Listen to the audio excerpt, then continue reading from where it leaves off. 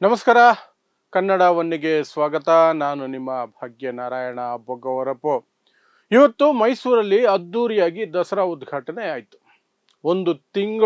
Almost ಒಂದು ತಿಂಗಳಿಂದ ಯಾವಾಗ ಈ ಉದ್ಘಾಟನೆಯನ್ನ ಬಾನು ಮುಷ್ತಾಕ್ ಅವರು ಮಾಡ್ತಾರೆ ಅಂತ ಘೋಷಣೆ ಮಾಡ್ತು ಸರ್ಕಾರ, ಅವತ್ತಿನಿಂದ ನಿನ್ನೆಯವರೆಗೆ ಬಾಯಿ ಬಡ್ಕೊಂಡಿದ್ದು ಯಾರು?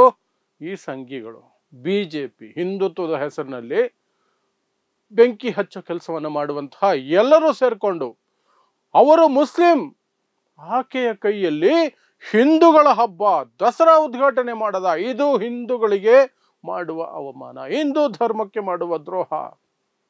ನಾವು ಬಿಡಲ್ಲ, ನೋಡ್ತೀವಿ ಅದು ಹೆಂಗ್ ಮಾಡ್ಬಿಡ್ತಾರೆ ಅಂತೆಲ್ಲ ಸವಾಲು ಹಾಕಿದ ರೀತಿಯಲ್ಲಿ. ಅದರಲ್ಲೂ ಸಹ ಅಲ್ಲೊಬ್ಬ ಮಾಜಿ MP ಇದ್ದಾನೆ, ಪ್ರತಾಪ್ ಸಿಂಹ ಅಂತ. ಅವನನ್ನ ಸ್ವತಃ ಬಿಜೆಪಿ ಅವರೇ ತೆಗೆದು ತಿಪ್ಪೆಗೆ ಬಿಸಾಕಿದ್ದಾರೆ. ನೀನು ವೇಸ್ಟ್ ಬಾಡಿ, ಟಿಕೆಟ್ ಕೊಡಲ್ಲ ನಿನಗೆ, ಇಚ್ಛೆ ಇದ್ರೆ ಪಾರ್ಟಿಯಲ್ಲಿ ಇರು, ಇಲ್ಲಾಂದ್ರೆ ಬಾಯಿ ಮುಚ್ಕೊಂಡು ಹೋಗ್ತಾ ಇರು ಅನ್ನುವ ರೀತಿಯಲ್ಲಿ ತೆಗೆದು ತಿಪ್ಪೆಗೆ ಬಿಸಾಕಿದ್ದಾರೆ. ಆದ್ರೆ ಅವನು ನಾನು ಬದುಕಿದ್ದೀನಿ ಅಂತ ತೋರಿಸ್ಕೊಳ್ಳೋದಕ್ಕೆ ದಿನ ಬೆಳಗಾದ್ರೆ ಈ ತರ ವಿಚಾರಗಳನ್ನೇ ತಗೊಂಡು ಬರ್ತಾನೆ. Hindu Muslim, Hindu Muslim, Hindu Muslim ಅಂತ. ಯಾವಾಗ ಬಾನು ಮುಷ್ತಾಕ್ ಅವರ ಹೆಸರು ಘೋಷಣೆ ಆಯ್ತೋ ಆ ಕ್ಷಣದಿಂದಲೇ ಇವನು ಅಲರ್ಟ್ ಆಗ್ಬಿಟ್ಟ.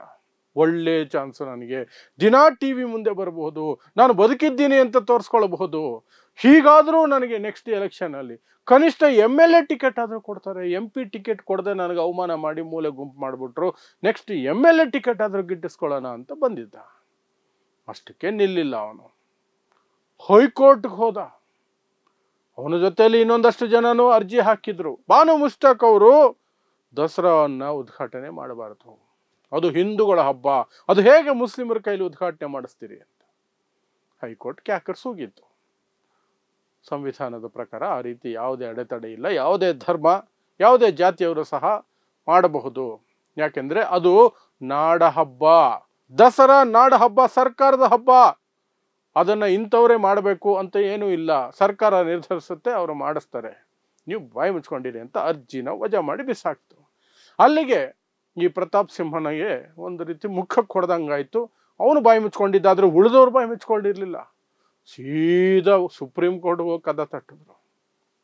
ಅಲ್ಲಿ ಹೋಗಿ ಅಯ್ಯೋ ಇದು ಅನ್ಯಾಯ, ಹಿಂದೂ ಧರ್ಮದ ಮೇಲೆ ನಡೀತಾ ಇರುವ ಪ್ರಹಾರ ಇದು, ಬಾನು ಮುಷ್ತಾಕ್ ಅವರಿಂದ ಮಾಡಿಸೋದ ಉದ್ಘಾಟನೆ, ಅವರು ಹಿಂದೂ ಅಲ್ಲ ಮುಸ್ಲಿಂ ಅವರು, ಅದು ಹೇಗೆ ಮಾಡ್ಬಿಡ್ತಾರೆ ಹಿಂದೂ ಹಬ್ಬ ಅಂತ. ಸುಪ್ರೀಂ ಕೋರ್ಟ್ ಒಂದೇ ಪ್ರಶ್ನೆ ಕೇಳ್ತು, ನೀವು ಈ ದೇಶದ ಸಂವಿಧಾನದ ಪೀಠಿಕೆ ಓದಿದ್ದೀರಾ? ಪೀಠಿಕೆ ಓದಿದ್ದೀರೇನ್ರಿ ನೀವು ಅಂತ ಉಗೀತು. ಸರಿಯಾಗಿ ನಿಮ್ಮ ಅರ್ಜಿಯನ್ನ ತಿರಸ್ಕರಿಸ್ತಾ ಇದ್ದೀವಿ ಅಂತ.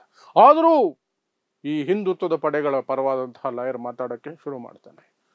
ಇಲ್ಲ, ನನ್ನ ಮಾತು ಕೇಳಿಸ್ಕೊಳ್ಳಿ, ಸ್ವಲ್ಪ ಸಮಯ ಕೊಡಿ ಅಂತ ಏನೋ ಮಾತಾಡಕ್ಕೆ ಹೋಗ್ತಾನೆ. ಮತ್ತೆ ಹೇಳ್ತಾರೆ ಸುಪ್ರೀಂ ಕೋರ್ಟ್ ಜಡ್ಜ್ಗಳು, ದ್ವಿಸದಸ್ಯ ಪೀಠ ಅದು, ತಿರಸ್ಕೃತ, ಅರ್ಜಿ ತಿರಸ್ಕೃತ ಅಂತ. ಅಲ್ಲಿಗೆ ನಿಲ್ಸಲ್ಲ, ಮತ್ತೆ ಮಾತಾಡ್ತಾನೆ, ಮತ್ತೆ ಅರ್ಜಿ ತಿರಸ್ಕೃತ ಅಂತ ಹೇಳ್ತಾರೆ ಜಡ್ಜ್ಗಳು. ಆದರೂ ಇವ್ನು ನಿಲ್ಲಿಸ್ತೇ ಇದ್ದಾಗ ಜಡ್ಜ್ಗಳು ಅವನಿಗೆ ಹೇಳ್ತಾರೆ, 3 ಸಲ ರಿಜೆಕ್ಟೆಡ್ ಅಂತ ಹೇಳಾಯ್ತು. ವಜಾ ಅಂತ 3 ಸಲ ಹೇಳಾಯ್ತು. ಆದ್ರೆ ಏನ್ರಿ ನಿಮ್ದು, ಹೋಗ್ರಿ ಸುಮ್ನೆ.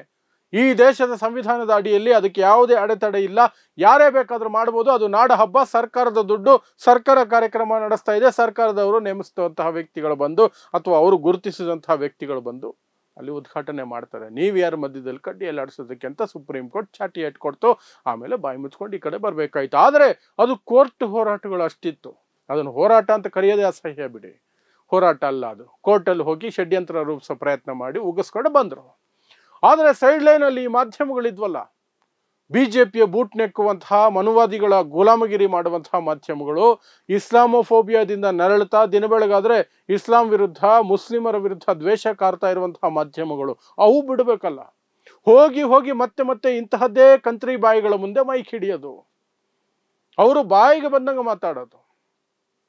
ಆ ನಾರಾಯಣ ಸ್ವಾಮಿ ಅಂತೆ, ಛಲವಾದಿ ನಾರಾಯಣ ಸ್ವಾಮಿ, ವಿಪಕ್ಷ ನಾಯಕ, ವಿಧಾನ ಪರಿಷತ್ತು, ಅವರಿಗೆ ಕಾಮನ್ ಸೆನ್ಸ್ ಇಲ್ಲ.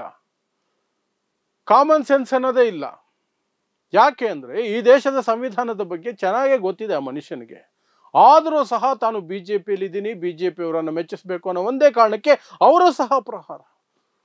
ಅರ್ಶಿನ ಕುಂಕುಮ ಹಚ್ಕೊಂಡು ಬರ್ತಾರ, ಹಿಂದೂ ಧರ್ಮದಲ್ಲಿ ನಂಬಿಕೆ ಇಲ್ಲ ಅಂತ ಈ ಹಿಂದೆ ಹೇಳಿದ್ರು, ಚಾಮುಂಡಿನ ನಂಬಲ್ಲ ಅಂತ ಹೇಳಿದ್ರು, ದೇವರಲ್ಲ ಅಂದಿದ್ರು. ಈ ಕಥೆಗಳು. ಈ ಕಡೆ ವಿಧಾನಸಭೆಯ ವಿಪಕ್ಷ ನಾಯಕ ಆರ್ ಅಶೋಕ್, ಅವ್ರದ್ದೊಂದು ಕಡೆ ಪ್ರಹಾರ.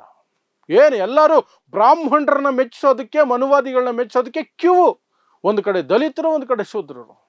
ಛಲವಾದಿ ನಾರಾಯಣ ಸ್ವಾಮಿ, ಆರ್ ಅಶೋಕ್, ಇನ್ನೊಂದು ಈ ಪ್ರತಾಪ್ ಸಿಂಹ ಬಿಡಿ, ಅದೊಂದು ಬೊಗಳೆ ಬಾಯಿ. ಅದನ್ನ ಇವರೇ ಕೇರ್ ಮಾಡಲ್ಲ, ಬಿಜೆಪಿಯವರೇ ಕೇರ್ ಮಾಡಲ್ಲ. ಸುಮ್ಮನೆ ಅದ್ರ ಪಾಡ್ಗೆ ಅದು ಬೊಗಳ್ಕೊಂಡಿರ್ತದೆ ಅಂತ ಬಿಟ್ಬಿಟ್ಟವ್ರೆ. ಬಿಜೆಪಿಯವರೇ ಬಿಟ್ಬಿಟ್ಟಿದ್ದಾರೆ. ಯಾರು ಹತ್ರನೂ ಸೇರಿಸಲ್ಲ, ಕೇರು ಮಾಡಲ್ಲ. ಅವನಾಗ ಅವನೇ ಎಲ್ಲಿಗೋ ಬರ್ತಾನೆ, ಅವನಾಗ ಅವನೇ ಬೊಗಳ್ತಾನೆ, ಅವನಾಗ ಅವನೇ ಹೋಗ್ತಾನೆ. ಈ ಮಾಧ್ಯಮಗಳಿಗೆ ಅಂಥ ವಿಷಕಾರ ಇರಬೇಕು, ಹಾಗಾಗಿ ಅವನ ಮುಂದೆ ಹೋಗಿ ಮೈಕ್ ಹಿಡಿತಾರೆ. ಆದರೆ ನಾರಾಯಣ ಸ್ವಾಮಿ ಮತ್ತು ಆರ್ ಅಶೋಕ್ ಅಂತವರು ಜವಾಬ್ದಾರಿಯುತವಾದಂತಹ ಸ್ಥಾನದಲ್ಲಿದ್ದವರು. ಅವರು ಮಾತಾಡಬೇಕಾದ್ರೆ ಸ್ವಲ್ಪವಾದರೂ ಅವರು ಕಾಮನ್ ಸೆನ್ಸ್ ಉಪಯೋಗಿಸ್ಬೇಕಾಗಿತ್ತು. ಮನುವಾದಿಗಳನ್ನ ಮೆಚ್ಚಿಸೋದಕ್ಕೆ ಏನೇನೋ ನಾಟಕಗಳು ಆಡಬಾರ್ದಾಗಿತ್ತು. ಅದೆಲ್ಲವೂ ಆಯಿತು. ಆದರೆ ಇವತ್ತು ಎಲ್ಲವೂ ಸೋತ್ ಹೋಯ್ತು. ಎಲ್ಲ ಸೋತ್ ಹೋಯ್ತು. ಗೆದ್ದಿದ್ದೇನು ಈ ದೇಶದ ಪ್ರಜಾಪ್ರಭುತ್ವ, ಈ ದೇಶದ ಸಂವಿಧಾನದ ಅಡಿಯಲ್ಲಿ ಬಾನು ಮುಷ್ತಾಕ್ ಅವರಿಗೆ ದಸರಾ ಉದ್ಘಾಟನೆ ಮಾಡುವ ಹಕ್ಕು, ಅಧಿಕಾರ ಎಲ್ಲವೂ ಇದೆ. ಅವರು ಮಾಡಿದ್ದಾರೆ. ಚೆನ್ನಾಗಿ ಆಗಿದೆ ಕಾರ್ಯಕ್ರಮ, ಅದ್ದೂರಿ ಕಾರ್ಯಕ್ರಮ ಆಗಿದೆ. ತಮ್ಮ ಭಾಷಣದಲ್ಲಿ, ಉದ್ಘಾಟನಾ ಭಾಷಣದಲ್ಲಿ ಮಾತಾಡ್ತಾ ಅವರು ಎಲ್ಲವನ್ನು ಹೇಳ್ಕೊಂಡಿದ್ದಾರೆ. ಇದು ಸರ್ವ ಜನಾಂಗದ ತೋಟ ಇದ್ದಂಗೆ ಈ ರಾಜ್ಯ, ಇಲ್ಲಿ ನಾವೆಲ್ಲ ಸಹಬಾಳ್ವೆಯಲ್ಲಿ ಬದುಕ್ತಾ ಇದ್ದೀವಿ ಅಂತ ಒಂದು ಪಾಠ ಮಾಡಿದ್ರು ಸಂಘಿಗಳಿಗೆ. ಅವ್ರಿಗೆ ಎಷ್ಟು ಪಾಠ ಮಾಡಿದ್ರು ಅರ್ಥ ಆಗಲ್ಲ ಬಿಡಿ, ಅದು ವೇಸ್ಟ್ ಬಾಡಿಗಳು ಅವೆಲ್ಲ. ಆದರೂ ಅವ್ರು ಹೇಳಬೇಕಾದ್ದು ಹೇಳಿದ್ರು. ಸಿದ್ದರಾಮಯ್ಯನು ಚುಚ್ಚೋ ರೀತಿಯಲ್ಲಿ ಚುಚ್ಚಿದ್ರು. ಅವರು ಮುಸ್ಲಿಂ ಆಗಿದ್ರು ಸಹ, ಹುಟ್ಟುತ್ತಾನೆ ಮುಸ್ಲಿಂ ಆಗಿದ್ರು, ಮುಸ್ಲಿಂ ಕುಟುಂಬದಲ್ಲಿ ಹುಟ್ಟಿದ್ರು. ಅವರು ಮನುಷ್ಯರು, ಮೂಲತಃ ಮನುಷ್ಯರು ಅನ್ನೋದರಲ್ಲಿ ಆರಂಭಿಸಿ ಅವರು ಸಂವಿಧಾನದಲ್ಲಿ ಏನೇನು ಹಕ್ಕುಗಳಿದ್ದಾವೆ ಅನ್ನೋದ್ರ ಬಗ್ಗೆ ಎಲ್ಲ ವಿವರಿಸಿ ಸಿದ್ದರಾಮಯ್ಯನವರು ಭಾಷಣ ಮಾಡಿದ್ರು. ಅದು ಕಾರ್ಯಕ್ರಮ ಎಲ್ಲ ಚೆನ್ನಾಗಾಯಿತು. At the end of the day ಇದು ಒಂದು ಪಾಠ ಆಯಿತು. ಯಾರಿಗೆ? ಈ ಮನುವಾದಿಗಳಿಗೆ, ಸಂಘಿಗಳಿಗೆ.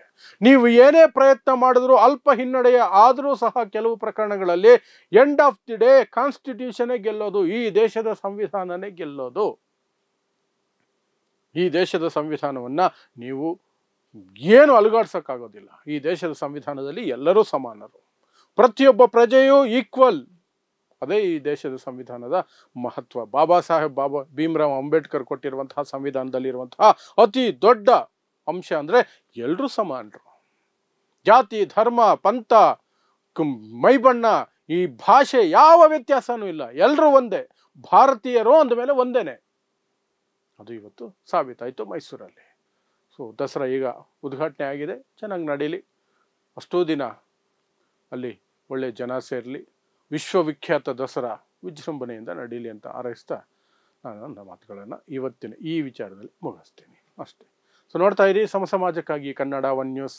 ನಮಸ್ಕಾರ.